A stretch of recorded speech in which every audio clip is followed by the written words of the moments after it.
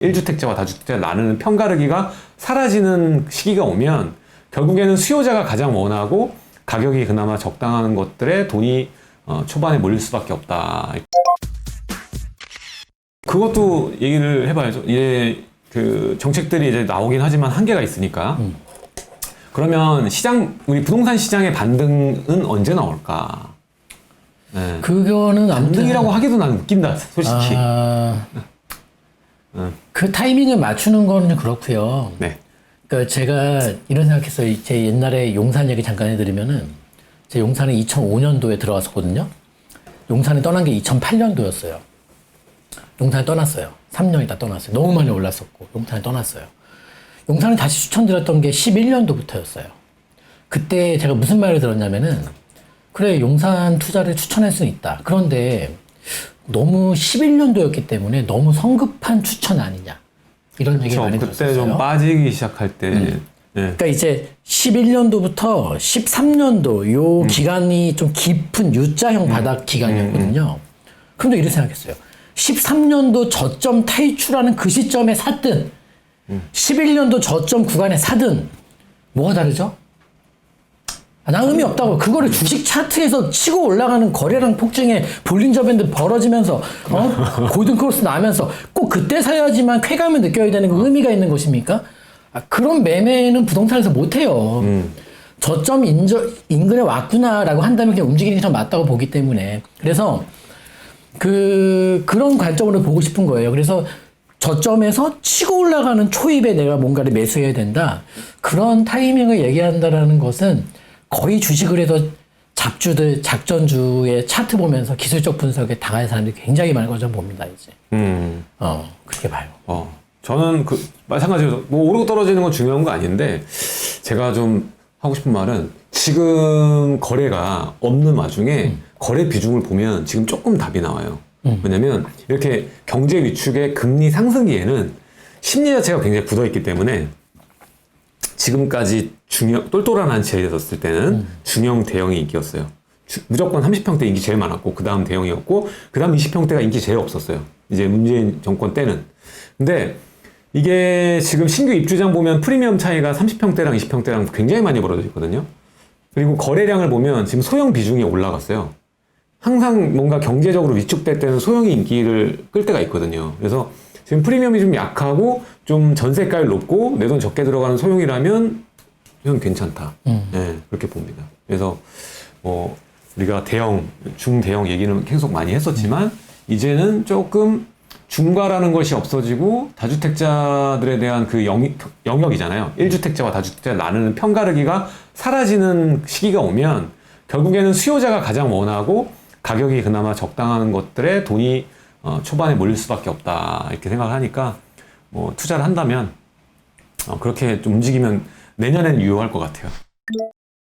지금 이제 분위기 안 좋으니까 아파트 분양률이 다 급락했다라는 그 기사가 쏟아지고 있어요. 그래서 지금 그게 그럴 수밖에 없는 게 분양가는 오히려 더 전보다 올라 있어. 대구. 네. 여기 그 지역 보면 대구 얘기로 나와 있는데. 울산. 네. 또 있어요? 강원. 경북. 다 이제 이미 그런 지역들이야. 이미 그런 지역들로 나오고, 지금 수도권 분양시장은 지금 작년과 비슷한 것으로 나타났다, 이렇게 얘기 나오면 딱 그건 거예요. 지금 공급량이 많았던데 계속 떨어지고 있고, 거기에 대해서 기사가 나온 거니까, 그냥 기사 초입 이것만 보면은 전국 아파트 급락하니까는 뭔가 무슨 일이지? 라고 생각이 될 텐데, 지금 전국 평균으로 떴을 때 분양률이 떨어진 거고, 수도권에는 큰 차이가 없다, 기사에도 나와 있어요. 근데 그 분위기는 있어. 전보다 가격은 높고요. 수도권에도 이제 보면 가격은 높고 심리는 죽어 있어. 그러니까 이게 줍줍을 가던, 전에는 이제 경쟁률이 높았는데 막 세 자릿수 이상이었는데, 네. 지금 준 건 사실이거든요. 심리가 얼어서. 네네.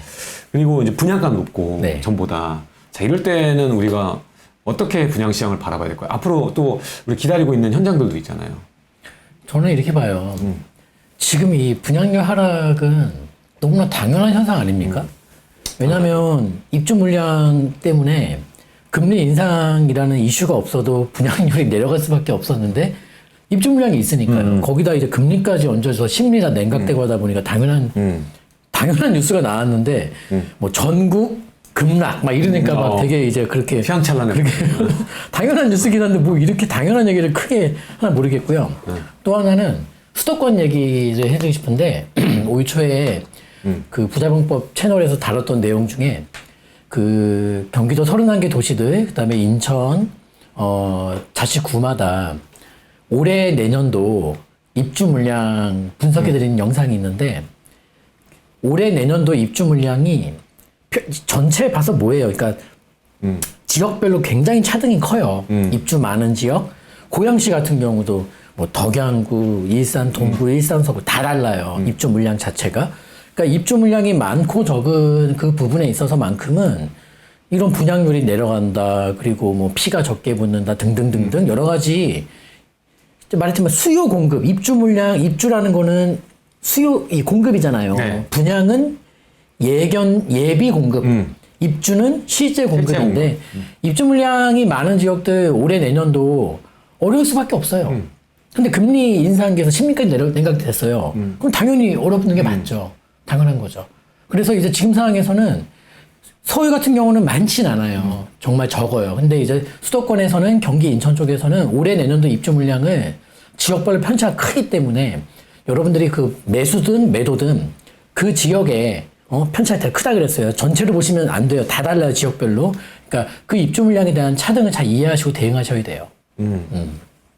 이걸 또 잘 활용해도 또 기회가 될 수 있으니까 네. 네, 좋은 것 같고 또 이제 뭐 서울권도 그렇고 지금 뭐 성북구에 있는 뭐 단지라던가 뭐 이런 게 나왔다가 뭐 대형 평수를 다 포기하고 뭐 이런 케이스들도 있는데 예전에 그 문재인 정권에서도 그런 적이 있었어요. 뭐 이 아차산 인근에 있는 그랜드 거기도 모 아파트 그것도 미분양 났었고 그리고 최근에 보면은 뭐 덕은지구 같은 경우에도 뭐 미분양이 났었고 다 지금 돌아보면 가격이 네. 저렴한데 그때 당시엔 고분양가였거든. 그쵸. 논란이 많았죠. 그래서 지금도 어떻게 보면 나오는 단지마다 고분양가로 판단될 수 있는 쪽이 있을 건데 그거를 어떻게 기회로 삼는 게 좋겠냐라고 생각을 하실 것 같아요.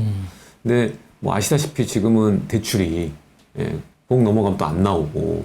그러니까 이제 대출에 대해서도 저는 많이 바뀌지 않을까. 그러니까 아까도 말했지만 거래 정상화를 위한 여러 가지 정책들이 동시다발적으로 종합 세트로 많이 나올 것 같아요. 맞아, 지금 풀어도 돼요. 지금부터 연말까지 계속 나올 거예요. 맞아. 아니 10억 초과 풀어도 지금 그렇게 안 된다니까요. 그리고 이제 그런 기준 자체가 잘못됐다는 거예요. 그러니까 지금 시장이 얼어붙어서가 아니라 올라가던 장세에 있지라도 15억이 넘으면 대출을 안 해준다. 이건 못 해준다. 이것은 만화에 저희 나온 얘기예요. 잘못된 제도예요. 이런 사상이 어떤 그 경제 정책에 스며들면 안 되거든요. 저는 내년 상반기쯤이면은 좀 약간 그래도 다주택자 양도세 완화가 한시라고 그 얘기는 해놨지만 계속 될 것 같지만 한시라고 말은 했기 때문에 뭐 어느 정도 그게 되진 않을까라는 생각이 드는데 아까도 얘기를 잘 해주셨는데 올 하반기부터 내년 상반기 뭐 이때를 여러분들이 잘 시장을 보면서 만약에 집이 없으신 분들은 매수 기회로 삼으면 좋을 것 같고 주택 있는 분들은 뭐 알아서 정리할 거 정리 좀 하시고 해서 하면 좋겠다라는 생각이 듭니다. 그래서 위기가 아닌 기회로 여러분들이 잘 삼아서 부동산 포지션을 제대로 만드셨으면 좋겠습니다.